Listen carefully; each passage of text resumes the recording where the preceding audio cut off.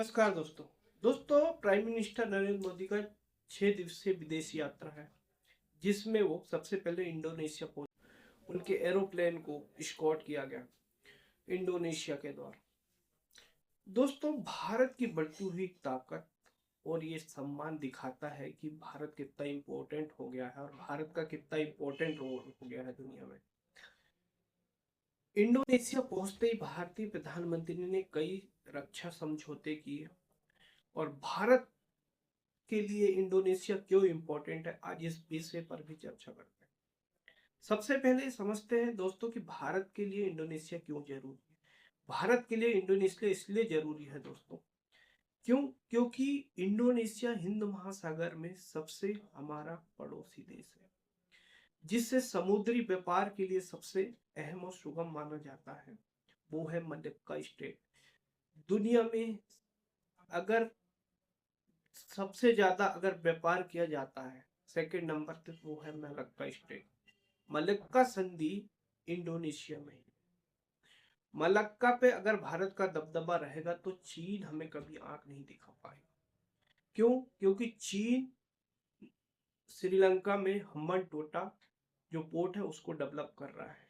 वो भारत को घेरने की कोशिश कर रहा है। अभी आपने सुना होगा कि बांग्लादेश में भी चीन ने एक पोर्ट डेवलप कर रहा है जो हमारे चिकन नेक के करीब है। तो भारत को घेरने के लिए चीन कई प्रयास कर रहा है, लेकिन भारत ने जो इस बार प्रधानमंत्री नरेंद्र मोदी ने इंडोनेशिया जाकर चीन को इस तरह से घेरा है, शायद क्योंकि चीन को अगर व्यापार करना है तो मलक्का पास होते जाना पड़ेगा और हमारा मलक्का पर अच्छा खासा दबदबा है, क्योंकि हिंद महासागर में हमारी पहुंच बहुत है।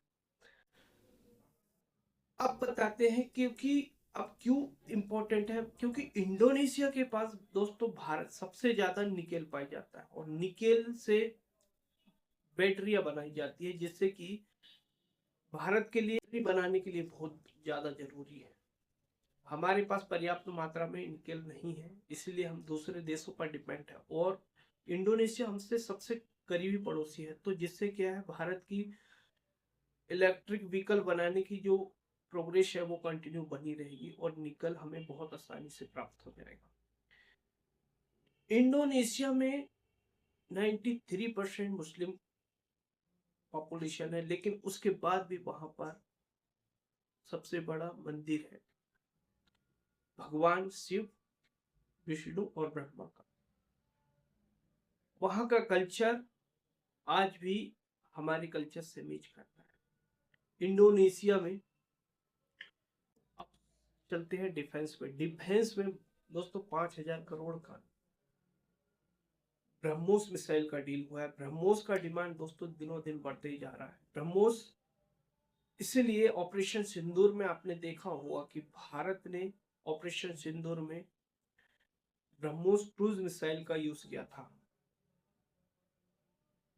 जो सटीक निशाना लगाई थी और कई पाकिस्तानी ठिकानों और उनके एयरपोर्ट और कई जगहों को निशाना बनाया और बहुत आसानी से अपने टारगेट को अचीव किया था और बहुत ज्यादा तबाही मचाई थी।